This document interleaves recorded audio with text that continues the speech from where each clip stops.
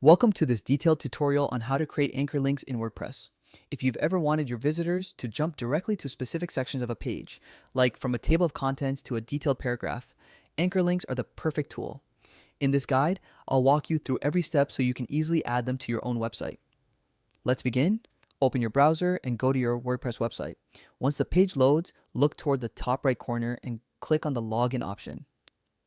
You'll see a few sign-in methods, and the quickest is continue with Google. Choose your Google account from the list, and once you're signed in, your WordPress dashboard will appear. Now, direct your attention to the plus icon at the top left corner. This will take you to the site editor, where you can manage your content and layout. In the editor, move to the top right corner of the screen and click the small plus icon. This opens a menu of content blocks you can add to your page. In the search bar, type list. This will bring up the list block option. Click on it to add a list element to your page. Once the list block appears, type the name of the section you want your anchor link to refer to. For example, About Us, Services, or Contact.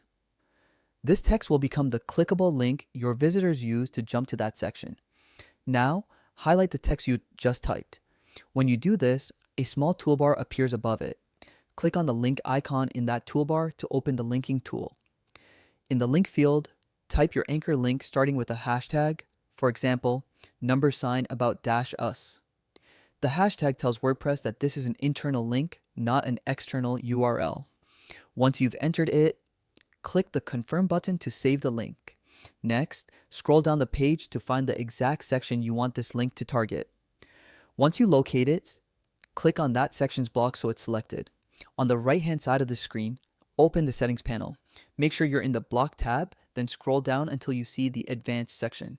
Inside the advanced section, you'll find a field labeled HTML anchor. Here, type the same anchor name you used before, but without the hashtag.